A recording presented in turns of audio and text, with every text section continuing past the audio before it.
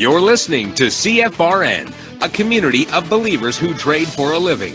To learn more about who we are, what we do, and how we do it, call toll-free 1-866-928-3310, and we'll send you out a no-obligation information kit absolutely free. 866-928-3310. The CFRN Emini Futures cast is now on Stitcher. Listen to us on your iPhone, Android phones, BlackBerry, and WebOS phones. Stitcher is smart radio for your phone. Find it in your app store or at Stitcher.com. Stitcher Smart Radio, the smarter way to listen to radio.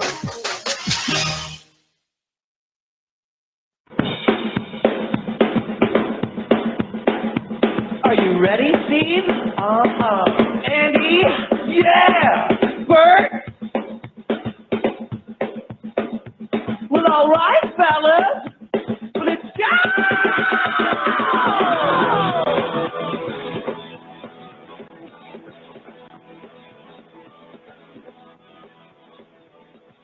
You're listening to CFRN, the Christian Financial Radio Network. Today's broadcast is brought to you by Audible. Get a free audiobook download at www.audibletrial.com/CFRN. Over 85,000 titles. Choose from mystery, romance, religion, science, technology, business, New York Times bestsellers, even children's books. You name it, Audible has it. With 85,000 titles to choose from, you're sure to find the perfect audiobook for yourself or to give as a gift, and it's absolutely free. Just point your browser to audibletrial.com/CFRN. That's audibletrial.com/CFRN. And become a part of the audiobook revolution by downloading your free audiobook today. audibletrial.com/CFRN. Hey, trader, want to get rich quick? Well, good luck with that. If, on the other hand, you actually want to learn how to trade, the place to be is www.cfrn.net. Tune in Monday through Friday, 9 a.m. Eastern for our daily devotional, and then spend the next 3 hours learning how it's done from professional traders who actually trade for a living. That's www.cfrn.net. Every trading day from 9 a.m. to 1 p.m. Eastern. CFRN, a community of believers who trade for a living.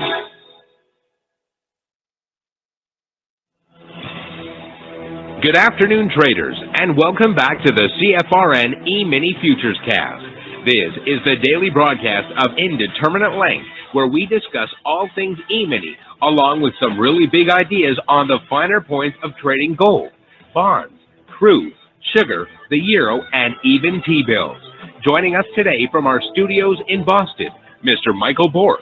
From our trading desk in Chicago, Mr. Burton Schlichter. Now, to get things started, let's go to our host and founder in Studio A, overlooking South Mountain, America's largest city park. Here's Dwayne. Hey, good afternoon. Welcome back. Today is Wednesday. Got it right today. 29th day of May, 2019. Hope you're having a good Wednesday. Whoever you are, wherever you are, we're just glad that you've joined us right here, right now, for today's show. Always good to have you. Got a chart up at the S&P 500 E-mini Futures. If you cannot see the chart, go to our homepage at cfrn.net. On the right-hand side, click the big microphone, follow the instructions. You'll be registered in about 30 seconds, and that will give you one-click access to the show each and every day. On the days you're out of the office, away from the desktop, working off a cell phone, a tablet, or some other internet-connected device, just point your browser to youtube.com/CFRN/live, and there you'll find us, a live, real-time simulcast of the show as it happens, brought to you by the good folks at YouTube. Thanks, YouTube. All right, this chart I have up, S&P 500 E-mini Futures. How low can we go? Well, we'll talk about that. Now, let me just throw this up for a point of reference. 27.75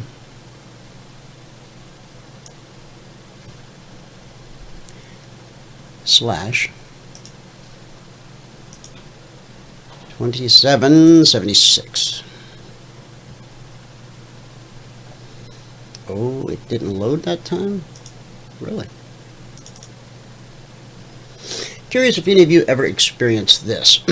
Sometimes when you load the platform, you get the full set of controls to make all kinds of changes, and then sometimes that part of it doesn't seem to load.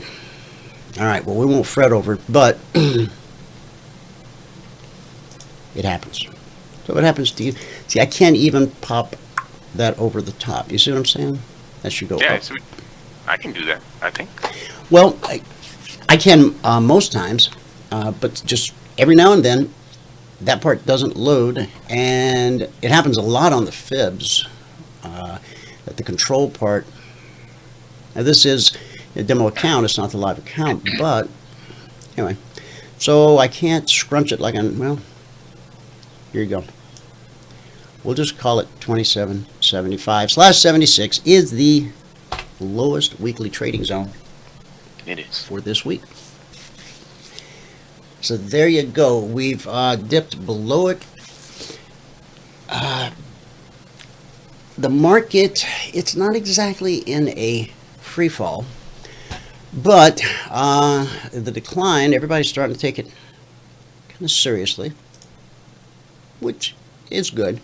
Now, yesterday in a mentoring session, I did this, and let me just show you what this is.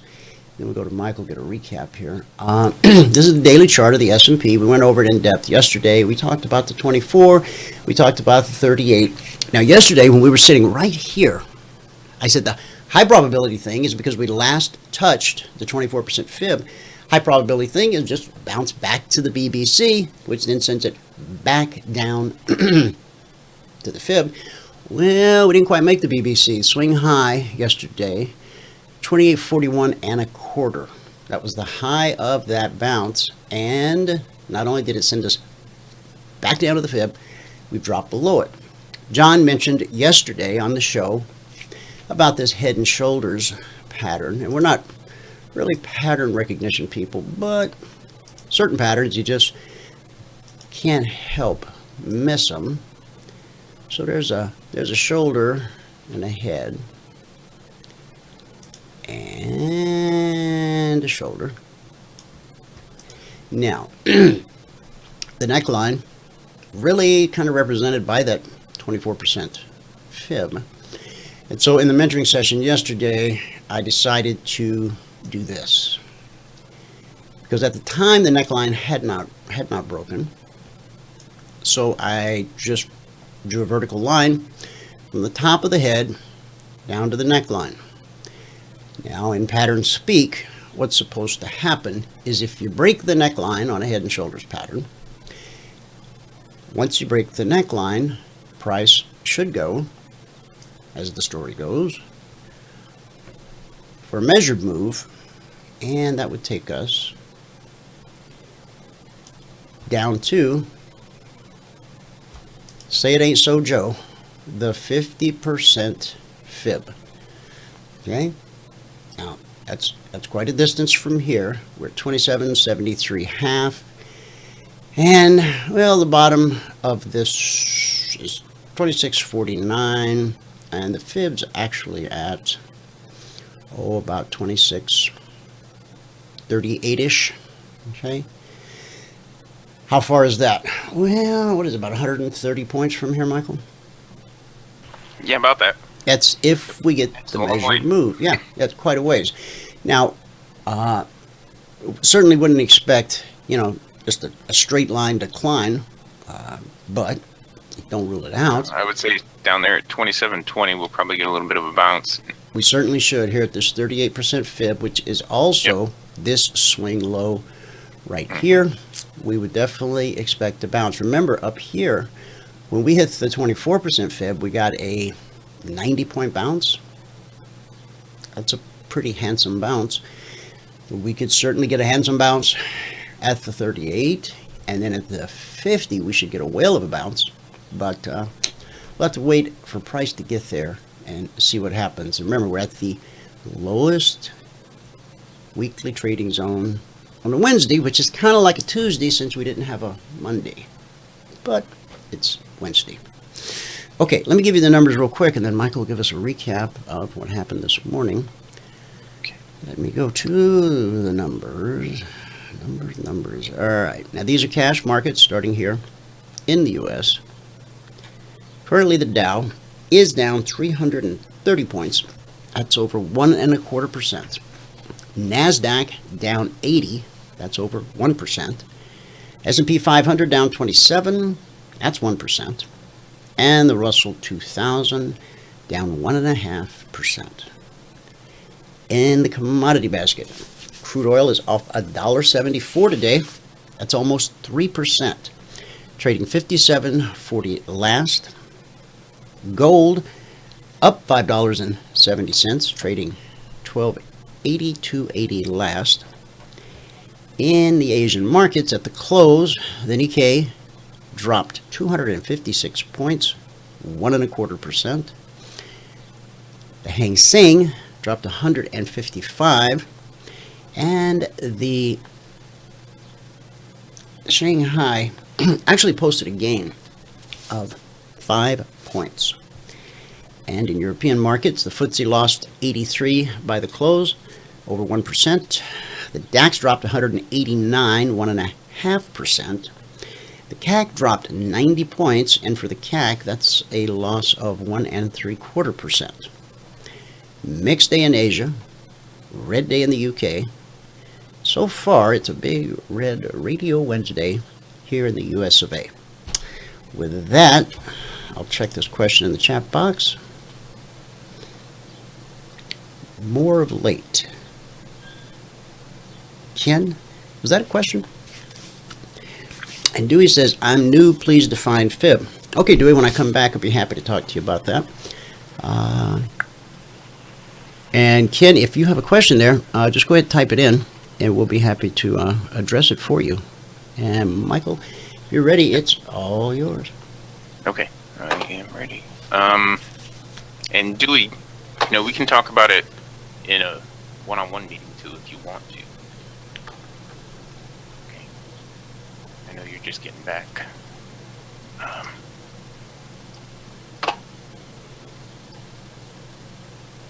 There we go.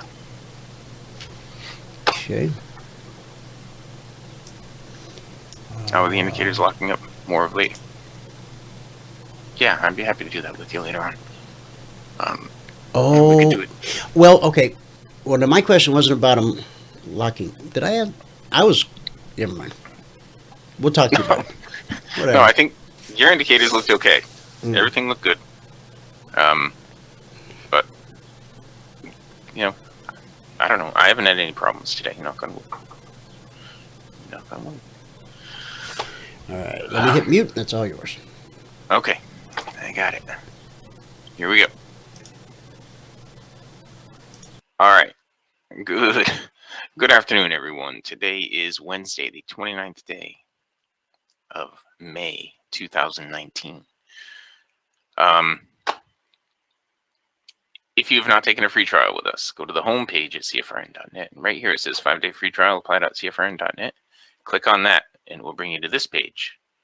Where on this page, all we ask for is your name, your email, your phone number, and you can tell us your biggest challenge. It's optional, but it's be better if we knew it ahead of time.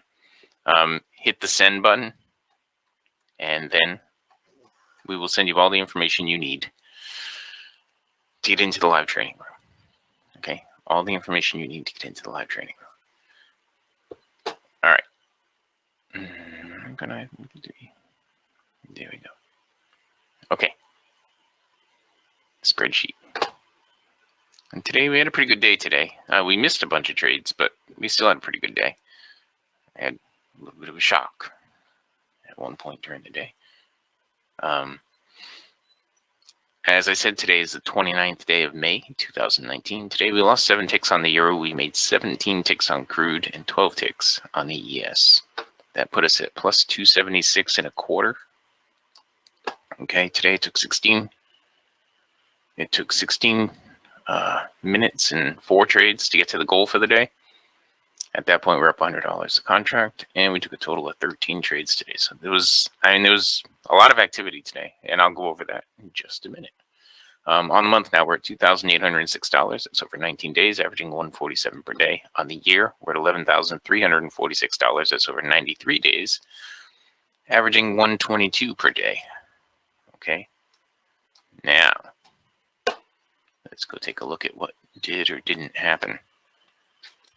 Today, in gold, we did nothing. You can see gold went up, it went down, it went back up. It looks like right here, there was a shorting opportunity. But I was looking at the trend right here. That's why I didn't do it. Okay, then we broke through that, then we went back up, then we went back down, and up, and back down. So we really didn't have any trading opportunities today using the couple of trades that we do in the live trading room. There were other opportunities. If you were doing, say, the 137s, you would have had a short right there. Yeah, that's about it. There just wasn't a lot of opportunity. If you're doing the 128s, you would have had a short right there. And the 164s, none on gold today. Now, the thing with gold right now, guys, is here. I'll show you this. We're at the M contract right now, okay, and we're coming up on June, where everything's going to roll. Now, gold is going to roll to the Q contract, and you see the Q contract has almost the same volume as the M contract right now, and similar activity. Okay, so that's going to be happening, I don't know, probably next week or the week after. And you got to keep that in mind with all these other ones that are on the M contract, the Euro on the M, the ES on the M, the NQ, YM, the Russell, all those contracts that are on the M. We're going to be rolling those soon. On the Euro today, we started out with a break-even trade right here. Okay, and then did we miss a trade here? Yeah, it looks like we missed that short right there, but it might have been going into the low of the day, so I probably didn't want to do it. Here we stopped out, -8 ticks, missed that one, picked up 1 tick there, missed that one. During the break, there was a long trade right here. Okay, they pulled back, hit the BBC, and you'd still be in it right now. Stop and be a break even though. Okay, so on the Euro today, we lost 7 ticks total.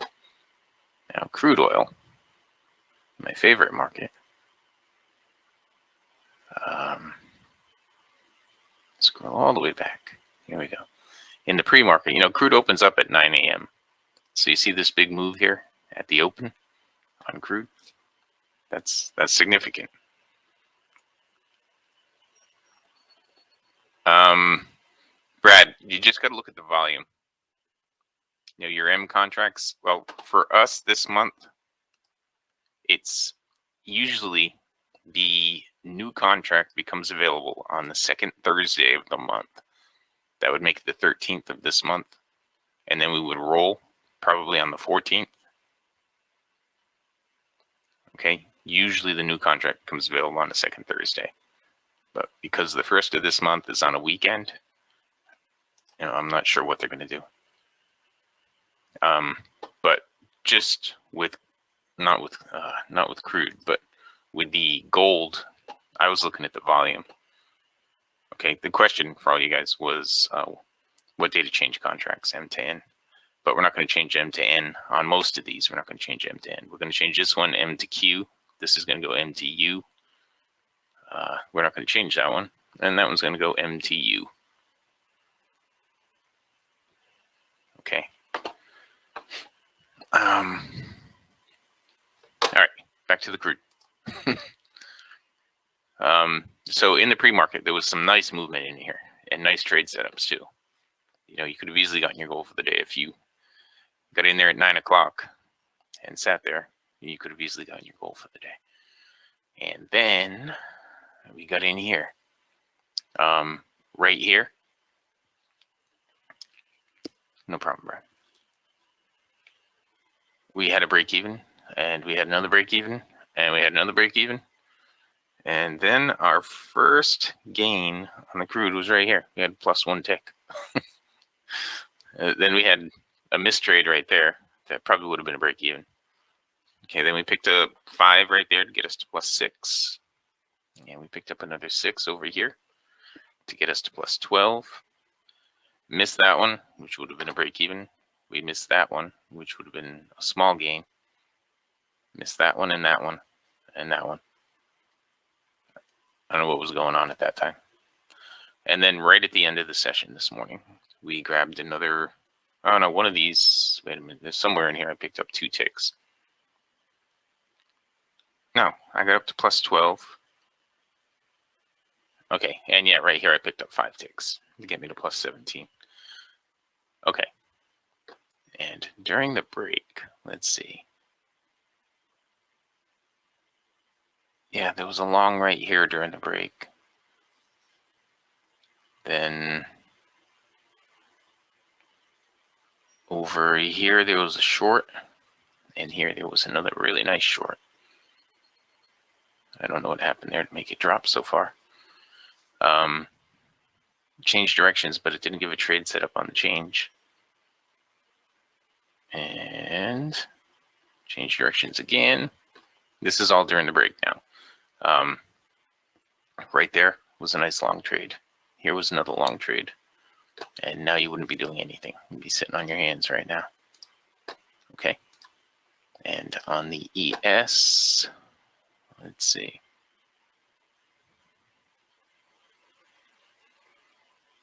Change. Here we go. Now for a no news day, really, there was a lot of volatility in the ES today. And once it decided it was going down, you know, we were talking about it this morning about the lowest weekly trading zone being down below us. And not only did we get to the lowest weekly trading zone, but we exceeded the lowest weekly trading zone. And you know, I'm sure Dwayne's going to point that out to you in much more detail in a few minutes. But on the ES, the long trade right here, this is where we got the goal for the day. We took a long trade right there and picked up 8 ticks. It turned around, but it didn't give us anything to do down here. Not yet. Okay, there was a moment. Oh, it wasn't a moment trade. There was a long trade right there that would have been a break even or a little bit of profit. We did take a break even on this one. It ended up working out well. There was another one here that would have slowly worked itself into a break even. And let's see. It was a momentum short in here. And another one there. That didn't put in a lower swing, so you wouldn't have done it again after that. Then we get all the way over here. And there was a long opportunity here that I missed. And then finally right here, I picked up 4 more ticks. So I picked up 8 on the first one and 4 right here to put us at +12 on the morning session. Then during the break, it got down to the zone and consolidated for about 10 minutes. And then it just dropped from the zone. There was a shorting opportunity there and there. And then it changed directions and went right back into the zone where it currently happens to be residing now. And there was a long opportunity there. Okay, so on the morning, there was a lot of opportunity this morning. And I was thinking, you know, when I got up this morning and I saw that,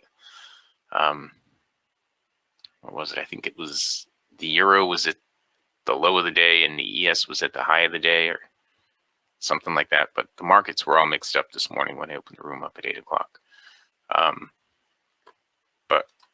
And I was thinking, oh, it's probably going to be a difficult day. And then I looked at the news and we had no news. But it turned out to be good. So you never know. You never know what the day's going to bring. You just have to trade what's in front of you. Okay, back to the spreadsheet. If you're going to look at the spreadsheet, you got to read all the CFTC risk disclosures down at the bottom. I think today was our second best day of the month. It was.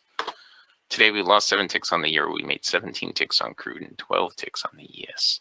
Put us at 276.25 on the morning session, and it took 16 minutes and 4 trades to get to the goal for the day. At that point, we were up $100 a contract, and we took a total of 13 trade opportunities today.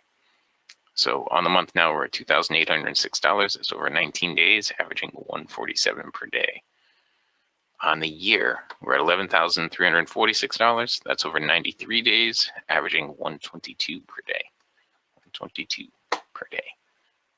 Now, if you have not taken the free trial with us, go to the home page here at CFRN.net. And in the right-hand column, it says 5-day free trial, apply.cfrn.net. If you click on that or any one of these other things down here that say free trial, free, click on any of those. You're going to be brought to this page, where on this page, all we ask for is your name, your email, your phone number, and your biggest trading challenge. If you want to put that in, that's optional.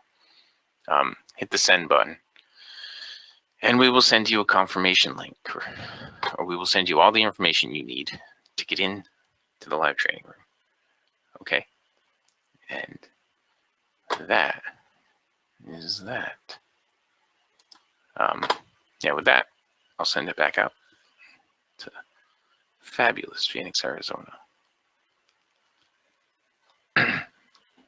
Studio A, overlooking South Mountain, America's largest city park. Dwayne, if you are ready.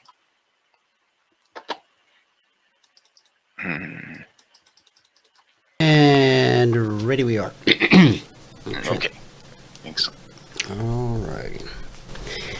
Now, a reminder to everyone, if you're watching on the YouTube channel, I don't monitor that channel. I don't monitor that chat box. Most everyone who's a regular enjoys the show from our web. Just go to our homepage. I'll say this again. I said at the top of the show, as I do every day. If you want to get into the chat box, be able to have some discussion, ask questions. Garrett, I spoke to him this morning. He's going to join us, and John will be joining us here in a bit. I haven't spoken to him, but as far as I know, he will be joining. So if you want to get in there and ask some questions, go to CFRN.net homepage. On the right-hand side, click the big microphone, follow the instructions. Takes about 30 seconds. You're registered, and then you get one-click access to the show every day. You'll also get an email each day, which you can opt out of if you don't want, but you'll get an email about an hour before the show starts telling you that the show starts in an hour. How clever. And you'll be ready. So that's everything you need to know. All right. Let me change presenter. And okay, recap of the recap. Today it took 16 minutes and 4 trades to get to the goal for the day, and at that point we were up $100 per contract. That's a good bingo. It is. Okay, heavy market. All right, let's take a look at some numbers. Actually, I got a little bit of news here that I think bears sharing. Now, this is from the U.S. Congress think tank, which let's see if they're actually part of the government. It could be like the Federal Reserve. They're as much a part of the government as FedEx. So, Bitcoin, BTC, and cryptocurrencies are being used as a speculative investment tool and not money, according to a report by a United States think tank, the Congressional Research Service. This is an article they published back beginning of the month. It's part of an investigation into cash usage in the U.S. The report, which is called The Potential Decline of Cash Usage and Related Implications, appears to forecast a reduction in paper money as contactless card payments increase. Do you ever use those? Do you wave a card or wave your phone, Michael? For what? When you're Pay checking thing? out any place, No, I don't do that. mostly you swipe, but now they have Yeah. these contactless ones. I don't think I've ever used one of those.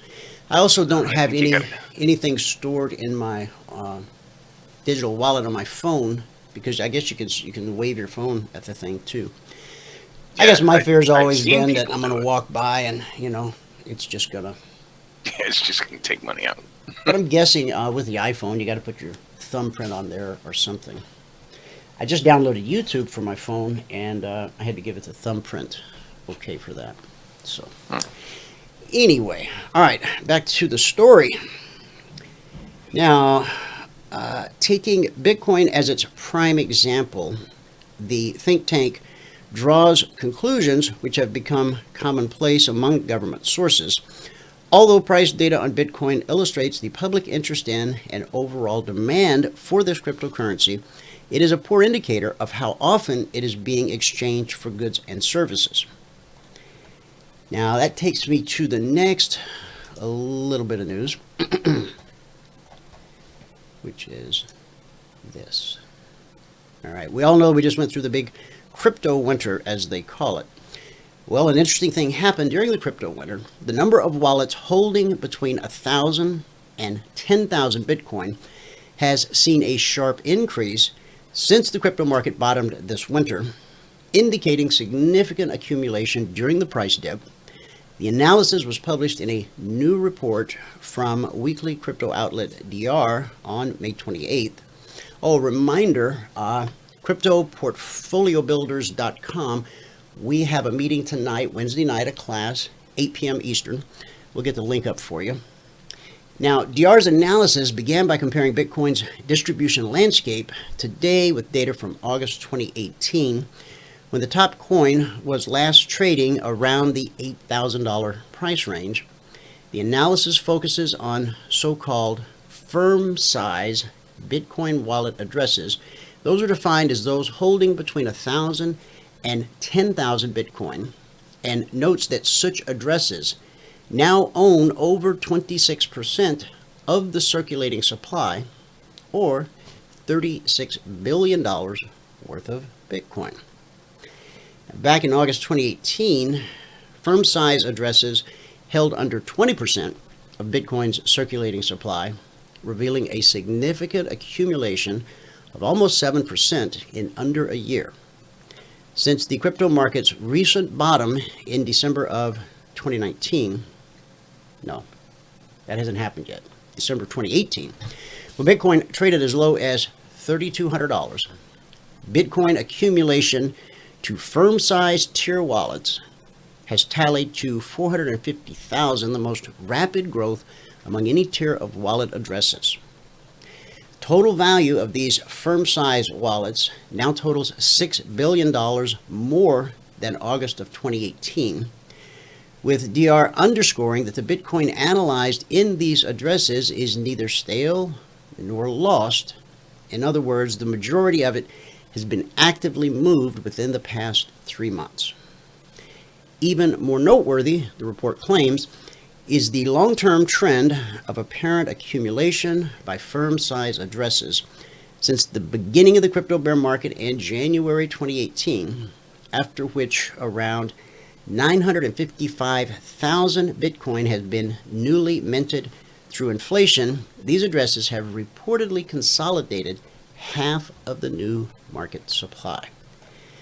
So I think that's what they call the smart money. Well, I guess time will tell. Is it smart or is it not? Well, somebody's on the move. While everyone else was running for the hills, there was some steady accumulation going on as price fell. Has price found its bottom?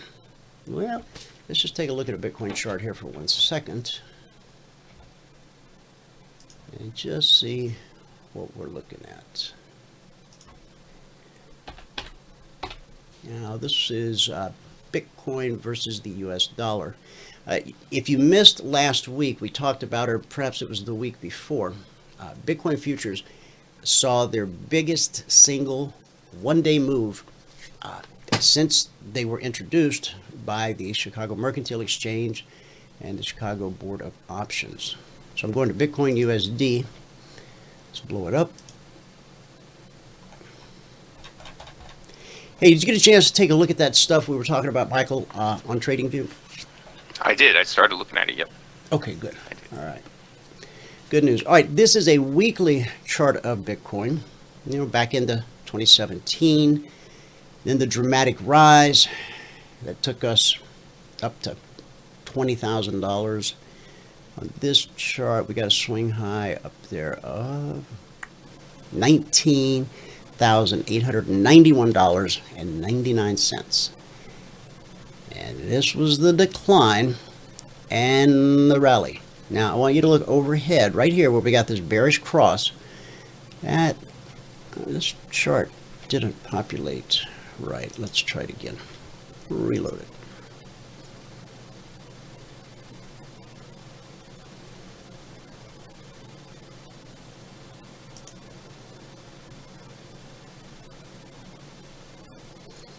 Okay. Oh, it went back to platinum. Here we go. All right. Remember this weekly chart. Okay. So this area right here, about $1,200. This is where we got the bearish cross. And this is where we should, back in, let's see, the bearish cross took place, it looks like March of 2018. We had a leg and a retracement, a leg, a retracement, a leg, bottom, bullish cross. So there's a pullback due. Now, if this thing can continue to press higher up to this $1,200 mark, where we hit that bearish cross price, we should definitely see a reaction. That may be what gives us our pullback to the BBC, and then sets the stage for the next leg, which many analysts say will go up to charge or to challenge the previous all-time high at 20,000. All right, while we're on this, let's go to the cash market S&P. Okay, this is weekly. Let's back it off to a daily. Okay, this is bearish. Okay, in case you don't know, bearish. And where would we expect to find support? On the S&P cash. Now remember, the futures follow the cash index. Futures were created so that man might trade this cash index. You can't buy and sell the cash index, but there's all kinds of derivatives that have been created that do allow you to trade, go long or short, on the S&P 500. The S&P 500 is composed of 500 large cap companies. Now, they're not the largest caps. There's a lengthy list of qualifications that are looked at by the board before they bring someone in or take someone out. And yes, people do get kicked out. This is why I call the S&P 500 and the other indexes, NASDAQ, Dow, Russell, all of them, they are best of breed indexes. They are programmed to move higher. They're designed from the get-go to move higher. Companies that are weak, miss earnings, have other problems, get kicked to the curb. New, strong bulls are brought in. So yes, we will have retracements. We will have sell-offs. We will have panics to the downside. But if you look at a chart of any of those that I mentioned from the time they first started trading, you'll notice that it starts in the lower left-hand corner of your chart and ends up in the upper right-hand corner. Okay? That's what it's going to do over time. Doesn't mean there aren't incredible opportunities to be short the market at the right time. There certainly is, and price often falls much faster than it rises. But at the end of the day, the bulls will win. Okay? All right. Don't forget the measured move. Don't forget that measured move, if we get it, shoulder, head, shoulder, neckline, measured move will take us down to that 50% Fibonacci retracement, at least in that neighborhood. Okay? Now, let me check here, see if John or Garrett comes in with a hot mic. John, Yeah, I don't John's think not here. there yet. Okay, very good. No, Carrot's not there yet either. Okay, all right, guys. Anybody, if you have any questions on anything at all, put them in the chat box. Be happy to answer. We are, Joe, important prices. Joe just asked, we're at the daily double again, short again. Any thoughts? Joe, now, I don't know if you're tuned into the radio show or if you're just in the Telegram channel. Important prices, important areas are almost always tested. So let's open this up and we'll take a look at that question, because that's what we're getting ready to talk about right now. What was the double, Michael? You got it in front of you? I do have it in front of me. Hold on 1 minute. For which market? The S&P? It was. He's asking, did he? It was to short 2778. Okay. I'm pretty sure that's the one he was asking about. 2778. Yeah. That's what he said. Okay. All right. Let me open this up a little more.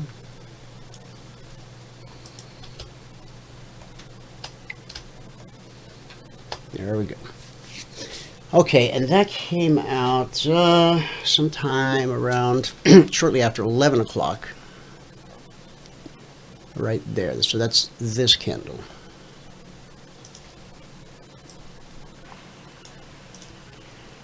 And the double said, let me just pull it up. Oh, you got it in front of you? It was 2778.2. Yep, 2778, 2776 was first. Mm-hmm. I think, right? 2776 first, final 2760. Okay. And a stop at 2780. 2760. All right. 2760. There we go. All right. Down here. Important prices, important areas, almost always tested. Now, the reason for 2776 being the target, and open this up a little more.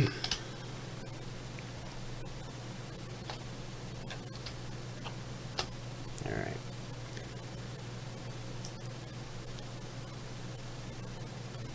All right, 2778. Okay. 76 weekly trading zone. So have to take that into consideration.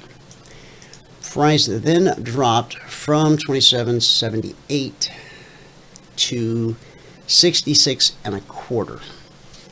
So what is that, Mike? 11 3/4 points? About that, yeah. Give or take. All right, so we had an 11-point drop. Price has come back to the trigger. If you don't take anything else away from this program, from your experience with CFRN and Michael and myself and the whole gang, Val, everybody, Bert, I mean, this should stay with you all the days of your life as long as you're a trader or considering being a trader. Market loves to repeat itself. The market does repeat itself. Therefore, important prices, important areas are almost always tested. And this is just a perfect example. And that's a great question, Joe, that you posted. And so I hope you're listening right here as we get back above the trigger. What are we looking for the market to do? We're looking for it to decline. Now remember, the final target was down at 2760, which makes that an 18-point move. So of course, the question becomes, all right, so should I have taken profit here at the swing low? Well, unfortunately, you don't know it's the swing low till after the fact. No one does. But this did, and when you enter a trade, now we all have a habit. We watch the market channel back and forth all day long. Back and forth, back and forth, back and forth. But once we enter a position, once we get into a trade, all of a sudden our mind tells us that that should be the beginning of the new trend. We don't want to see it channel back and forth anymore. So when price comes back to the trigger, we all, some kind of nefarious thinking starts to develop. If you expect that from the beginning, it won't surprise you, it won't upset you, it won't discourage you. See, when you enter at 27.78, okay, however far we drop on that first leg, you should expect this. Okay, if you expect it, it's not a surprise. Okay, so should I have sold down here? Well, see, that's a decision that you have to make. All right, knowing that the ultimate target is 27.60. So whatever you took out of this, you have an opportunity knocking at your door one more time. So from 27.78, we're back down to 27.75. So that's 3 points. Will it continue? We'll watch and see. Let's take a look at some of the Concierge Trade Alerts from last night. On the S&P, consider being short 27.97. And that's going to be right here. 27.97. Okay. Did I get it? 27.97. Okay. Close enough. All right. So the CTA, Concierge Trade Alert. Last night on the S&P 500 Emini Futures, consider being short 27.97. Okay.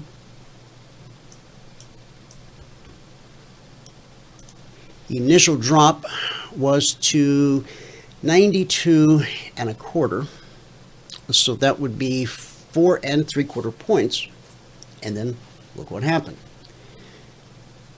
Important prices, important areas, almost always tested. So price comes back to test that trigger. Down we go again. So from 27.97 to the swing low, what is that? Is that 30? That's 33. Yeah. That's about right. No, that's not. 27.97 down to. That's 20. Excuse me. No. 60. 90, it's 20. It's 30 points. Yeah. Yeah, let's just call it 30 points. All right, so that's a 30-point move.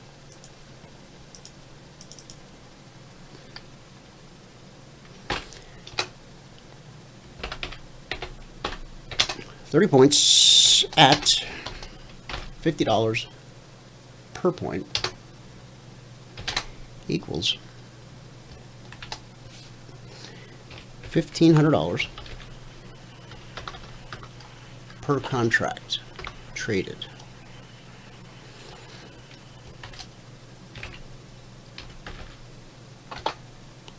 Per contract traded.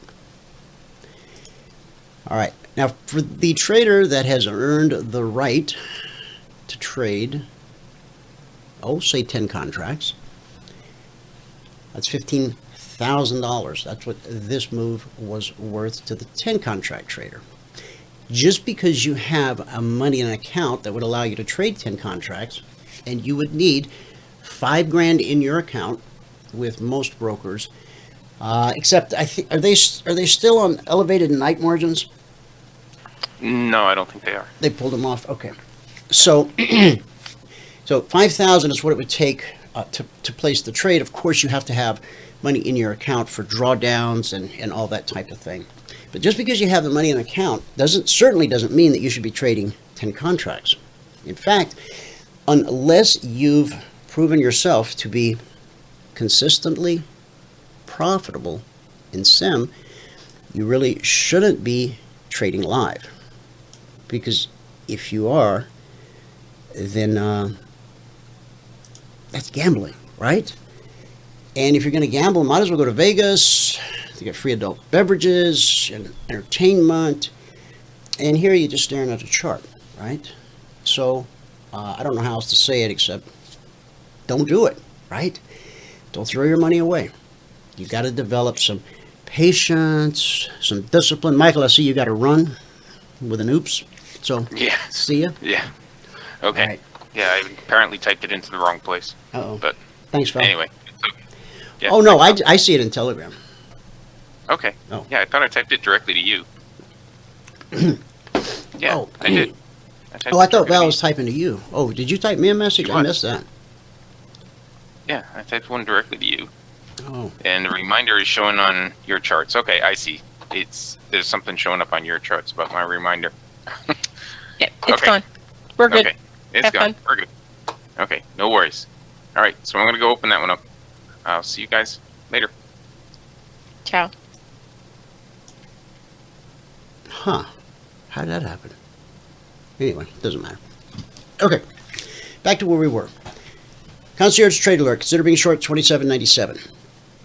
Every one of the CFRN passport holders had an opportunity to take advantage of this last night.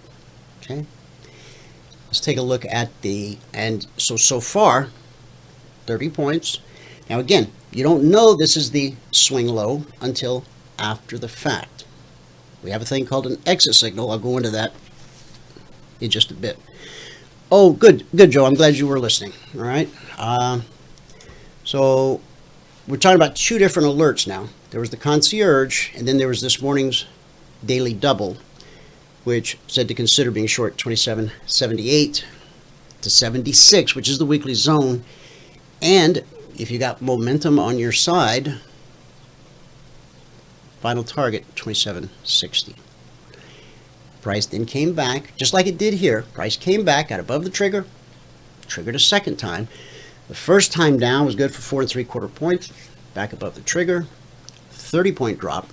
And as you can see, the second drop that we have underway right here, off the daily double, we got a swing low so far of 72.75. So that's a 5-point move. And Joe, this bell's for you. All right. Let's jump over to the Dow. Okay. All right. Last night, Concierge Trade Alert said to consider being short the YM 25,300.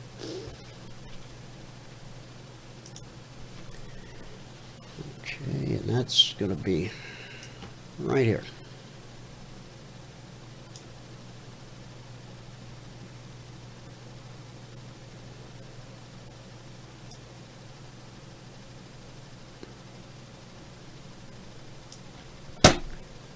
Now my charts are sticking, Ken.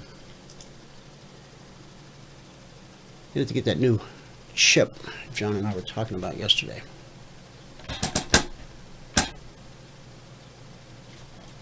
All right.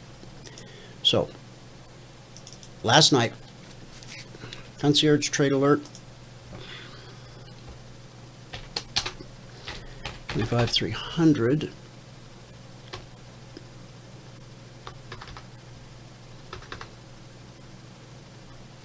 There must be some real volume churning through there right now. That's usually only when it happens is when I've got it in the demo too. 25,300. Wow.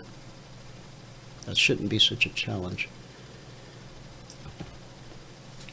I got one tab here that I know's taking up some resources. Let me just close that.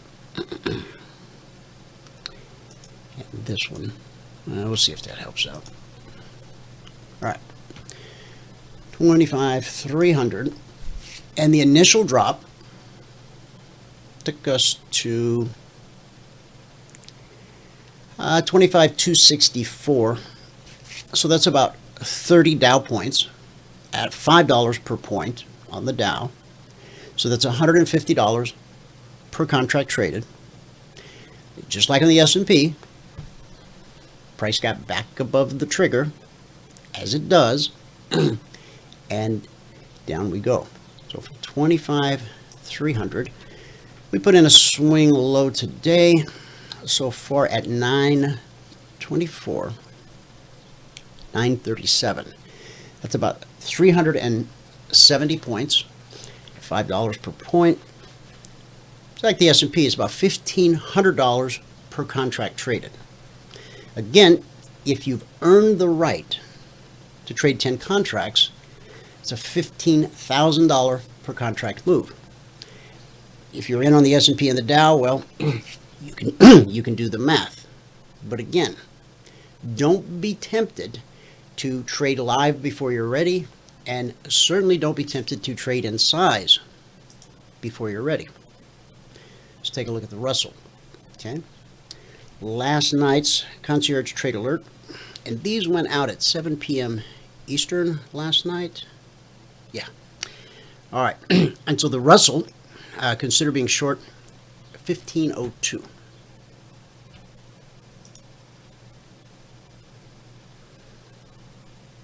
That's going to be about right here. So 1502 led to a swing low at 14.99. So 3 points, $50 a point, $150 per contract traded, just like the Dow. Back above the trigger, and down we go again. And the low here, 1480. So we're talking 22 points, $50 per point per contract traded. Okay. All right, let's look at the NQ.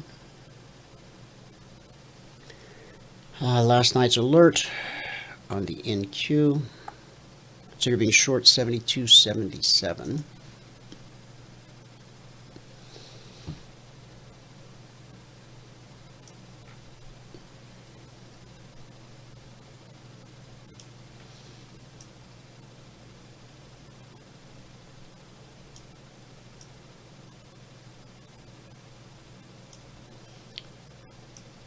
$72.77. We did not come back to test on this one. Remember, important prices, important areas are almost always tested. We reached up. We were trying over here, but we didn't quite make it. Same here. Swing low, 71.83.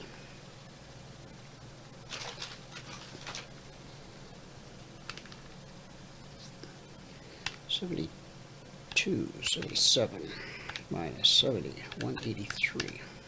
Okay, so that's 94 points. The NQ pays $20 per point. So 94 times 20, that's $1,880 per contract traded if you got out at the exact swing low, which you didn't. And if you did, it was only by accident. Okay? Let's not kid ourselves. The only way you get out at the swing high or the swing low is by accident. It might be a target, and the market might turn on a dime at your target, but, oh, come on. We know the reality, all right? Ken says he caught the last move in crude. Good for you, Ken. This bell's for you. All right. So, this move that you're looking at right here, $1,800 per contract. For the 10 contract trader, well, again, you can do the math, right? So, not something to jump into, but certainly something to aspire to. Okay?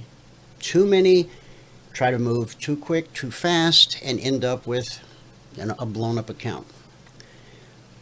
But once the money's gone, it's gone. Now, you might have an unlimited supply. Most of us don't. So you got to be careful. You got to take it one step at a time. You got to learn to walk before you can run. All of those things, right?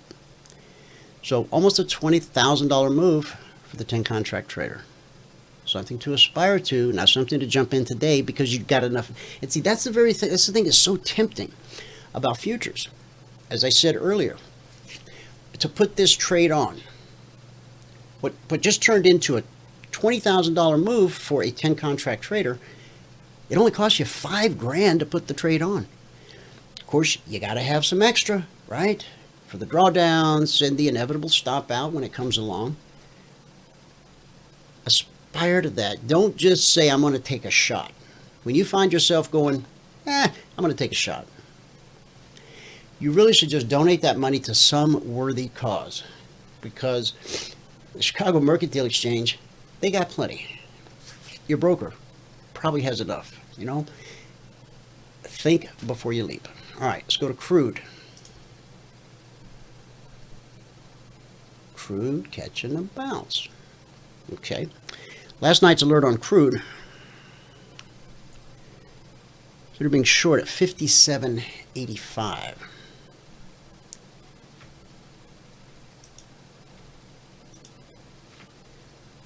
Okay. 57.85.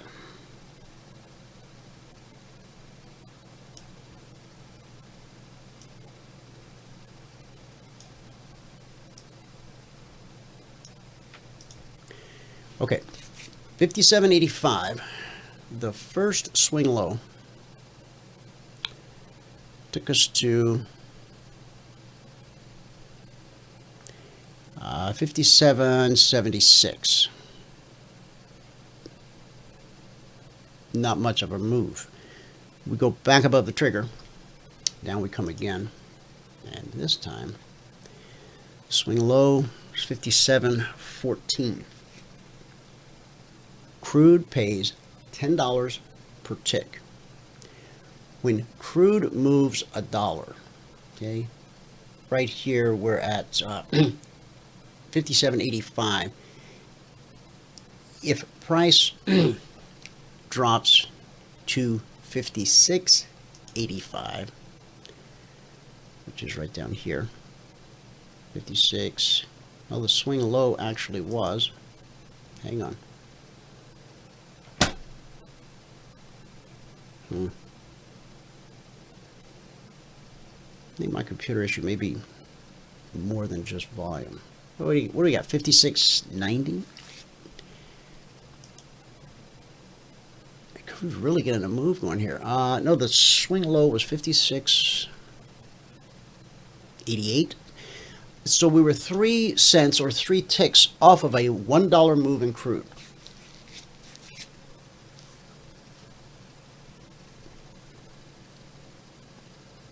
Everybody with me? A $1 move in crude pays $1,000 per contract traded. Now, crude pays $10 per tick. There's 100 ticks to $1 worth of movement in crude.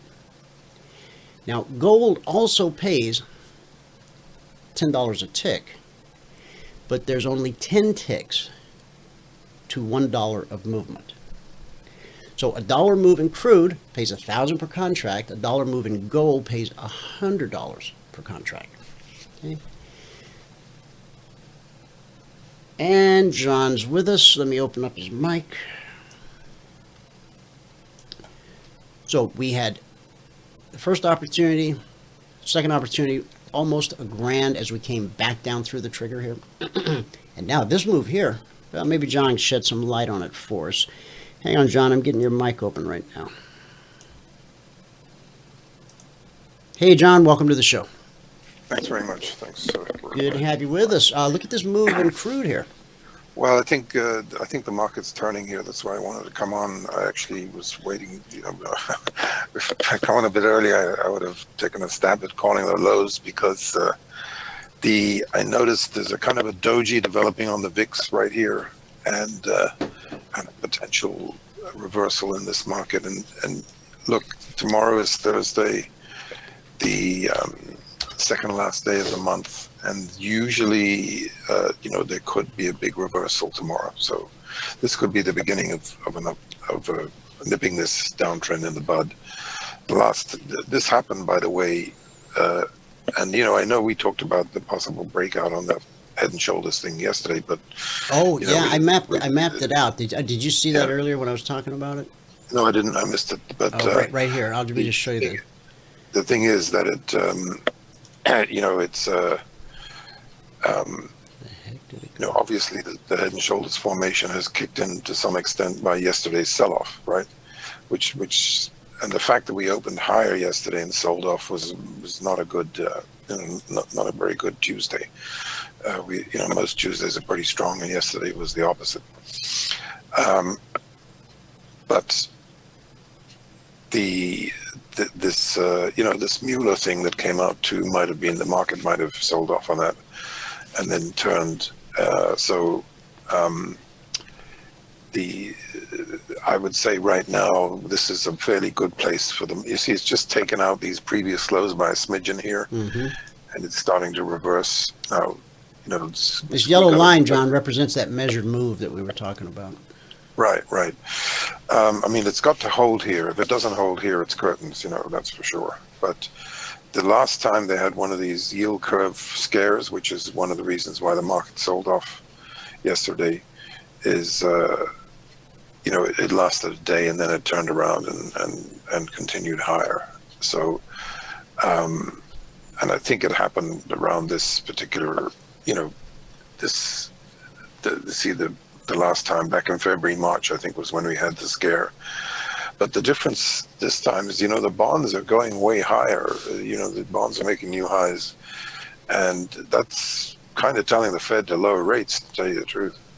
And so these are, the higher the bonds go, the more likely there's another big up move going to develop when those bonds top out, So our timeline, which remember is sort of the middle of June, is still on. We could rally here into the next. It's pretty critical here how we finish the month and whether we rally into the end of the month. And there could be some kind of a breakthrough with China that could come out of nowhere. You've got to be very careful being on the short side of this market because of some sort of news like that. And look at the crude. The crude turning here. I just think it's part of there's a sense that we found a bit of support here, at least short term, and it may turn into something more significant. It could could be the beginnings of a big rally, or just a small rally, and then maybe we go down into June the 15th. We'll have to see, but usually around the end of the month here, you're going to get a lot of volatility, and there's certainly some room for upside from here. Because remember, yesterday the stronger, the FANGs, Facebook, Amazon, were acting really well most of the day, but they did kind of give it up towards the close, but they're starting to come back now. FedEx has not lost really any ground at all. That's a pretty good sign, and Tesla's holding in, and Tesla kind of led the way down. It might be bottoming out here now, ready for a rally. So, and even the drugs are starting to turn up. So, we could be looking at the makings of a rebound here right now. Here's the LABU. Yeah. That's not looking so great, but no, it really isn't. Yeah. But it's coming into an area where we would expect support. We're at the price where we had the last bullish cross, and that almost always brings some support, some buying in. Yeah. Now the other thing is the grains soared last night. They gapped higher, so we've had a double breakaway gap on the upside in the grains. They may have run into trouble. The pullback we said might happen. By the way, I got some bad info yesterday. The November beans that I talked about was not updating, so it hadn't made a new high as well. So that was here we go. Here's an hourly chart of what happened since we spoke yesterday. Yeah. And there's the gap higher open last night. Globex opens at 6 p.m. Eastern. Beans don't start trading until 8 p.m. Eastern. So Now that So this original is- call that we have for $9, from $8 to $9, or from $8.08 to $9, the swing high so far on that is $8.92 3/4. And we've pulled back here to BBC, and so this next leg up could very well be the one that takes us to 9. Now let me shift out to a daily chart. At 9, that opens the door for 10.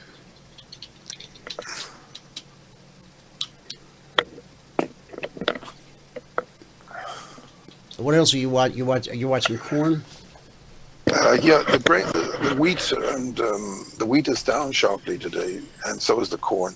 So I'd be a little bit careful of getting too giddy about these grains right now. The beans may still go higher, but the rest of the sector is look. This is a very sharp rally we've had. We could have a sharp retest, and that would be a great buying opportunity. I think this move is on for real, and this is the beginning of a major bull market. And it's sort of helped the metals, the gold, which got knocked down yesterday, came right back up. It's not up enough yet to be out of trouble, but it's an improvement. And I think I was looking at the CRB index, which is kind of trying to make a double bottom down here, and a kind of a head and shoulders, reverse head and shoulders bottom as well. And it hasn't, for some reason, hasn't reacted very much to this drama in the grain markets. But what you got to understand about inflation is when it can come out of nowhere, and if you go back, if your chart goes back far enough, you'll see that back in 2011, you had a near vertical rise in inflation back then, which was part of the reason why gold went to $1,900 and silver went to $50. What chart are you looking at on that, John? Well, I've got a one. You might be able to pull it up. It's called USCI, U.S. Commodity Index. There we go. Got it. And if it's long enough, you'll probably go back to 2011 and be able to see what it looked like.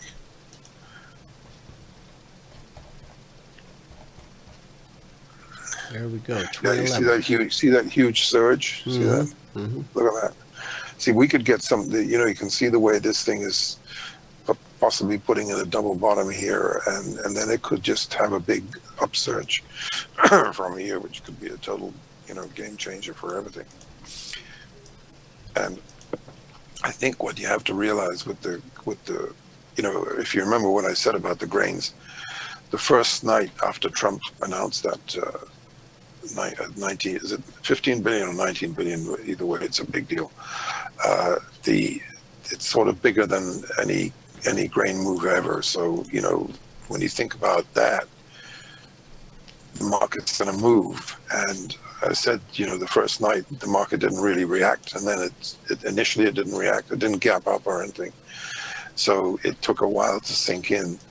And then it took off during the night and hasn't looked back since, really, So it's been pretty powerful. And, credit to you, you said, there's a $5,000 move coming in the beans from the 8 level. You and I both sort of agreed on that. Right. And it's happened pretty fast, happened pretty quickly.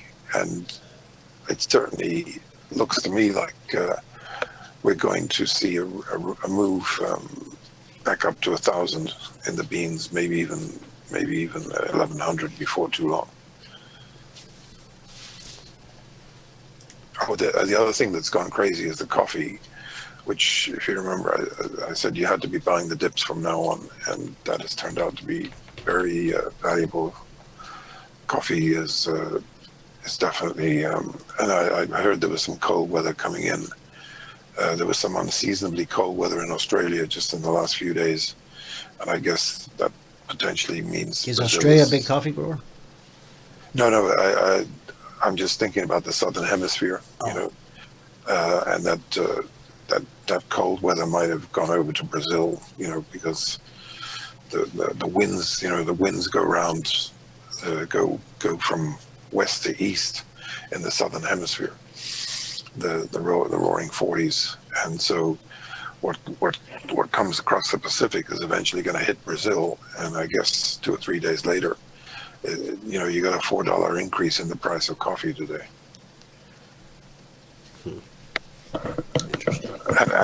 And look at the gaps. Look at the breakaway gaps on this. Mm-hmm. So that's pretty bullish. I think the lows are in on coffee. I think the lows are in on the grains. The lows are in on the coffee, and the cocoa's holding up all right at the moment. But coffee and cocoa don't always go in the same direction. They sometimes do, but a lot of times cocoa underperforms when coffee goes up. So you have to keep that in mind. I would keep an eye on the orange juice too. Down here, around 100, because sometimes when the hurricanes come in the summer, the orange juice can be affected dramatically. So, and the cotton as well has a tendency to be weather related, as does lumber. Actually, lumber's down the limit today. It's down more than the limit, which is not a good sign for the economy is definitely in a bit of trouble here, because the bonds wouldn't be going up as much as they are if that wasn't the case. So there's the good news is the Baltic index is soaring. That's definitely a forward-looking indicator that bodes well for the future. But I think the economy needs a jolt. It needs some stimulus, and maybe there'll be enough. There'll be a reason enough for the Fed to possibly lower rates in the next meeting they have in the middle of June. Which Baltic index are you looking at? I'll tell you. Hang on a second. I'm not sure if the symbol I have is a very complicated symbol. So. Oh, okay. I got a ton of stuff under Baltic and a couple of indexes and a fund and banks and media, utilities. BDIY. Let's see about that. BDIY. Garrett was going to come on today, but something must have gotten his way as we talked right before the show. Would have been good to hear. Yeah, maybe he'll pop on tomorrow. Something probably. He told me he was kind of busy, but he did want to come on. Yeah, I don't have anything for BDIY, so we'll catch up to him tomorrow. Okie doke. So, quite a good active markets are getting pretty active here, and that's a good thing. So, and the VIX is coming. It kind of looks like the market might have found a low here, actually. It's possible. Our lowest weekly trading zone for this week is 2775/76. So we spiked that by about 10 points. And, we had a second bite at the apple here on last night's Concierge Trade Alert. But we didn't go back to challenge the lows. And so let's see where we're going to find some resistance to this move, and if we can get past that resistance, then certainly opens the door for us to turn this thing around. But we just hit it. So if we can trade 27.95, if we can trade 27.95, that should take us back to 28.10. So we'll wait and see if that happens. Actually, I'd want to get back above. Last night we said to the Concierge Trade Alert for the S&P was to be short 27.97. So we got a 30-point drop out of that. So I'd want to get back above this number here before I consider. In fact, we've got a zone. The next zone up is 2808/2809. I would probably, I would want to see price get above that zone before I send out any alerts to anyone to approach the long side. No, we'll just see if they're going to sell this rally. Yeah. 'Cause I got a feeling they Yep. might. Yeah, kind of. It's a good start, but could still roll over later today. So. Yeah.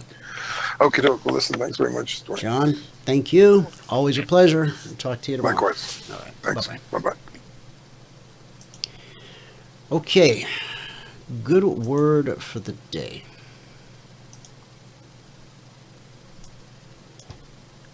Again, if you have any questions, put them in the chat box. I will get them answered before I go. Reminder, tonight, Val put the link in the chat box, cryptoportfoliobuilders.com. We have an 8 p.m. webinar tonight. Click the link, get registered.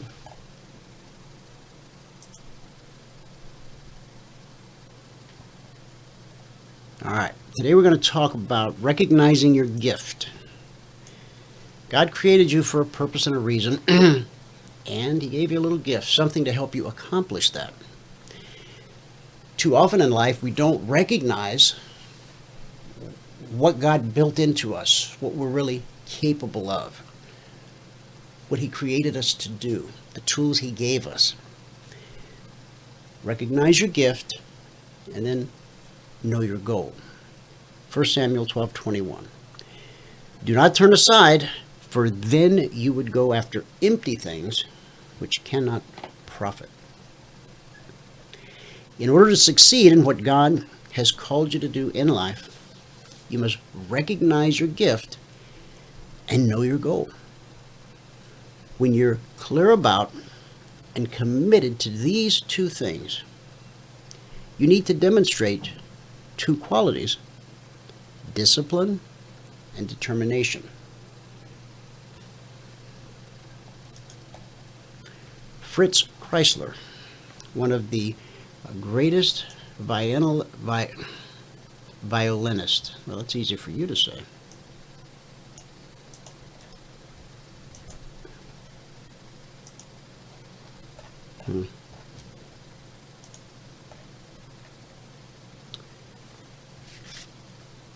Fritz had both discipline and determination. Crowds would pack Carnegie Hall to hear him. But the road to success was a bumpy ride, as it often is. As a boy, he wanted to do nothing more than just play the violin. So his parents paid for him to have music lessons. But he didn't make as much progress as they hoped, and after a few years, he just quit his lessons. Over the next several years, through college and early adulthood, he studied medicine, but failed to complete medical school. You see a theme developing here, common thread. He joined the Army, but never got promoted. He tried and quit a lot of things, realizing that the one piece of success he had enjoyed in life related to the violin. He went back to his original instructor and said, "I want to play."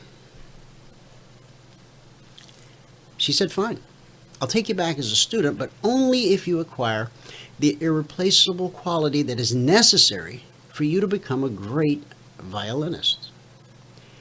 You must exhibit undefeatable determination." Remember, there's no defeat until we don't get back up again. Here are your steps to success. Number one, recognize your gift. If you don't know what it is, ask God. Ask Him to make it obvious. He will. You got to be looking. Number one, recognize your gift. Number two, know your goal. Number three, dedicate yourself to the process, no matter how long it takes. And four, trust God to bless your effort. When you know that you're doing the thing God created you to do, and you continue to press in and press on no matter how difficult it gets. There's no greater wind to have at your back. You will accomplish what you set out to do. You will succeed. Recognize your gift, know your goal, dedicate yourself to the process. When you get knocked down, get back up. That's our good word for the day. Thanks so much for tuning in. Whoever you are, wherever you are, may God continue to richly bless you with His mercy and with His grace. And I'll see you at the bell.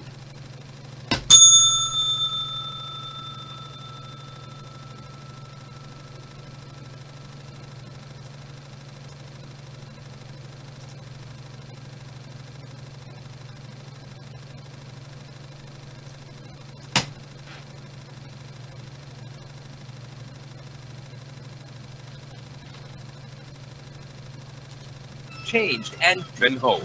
As always, pray hard and trade safe.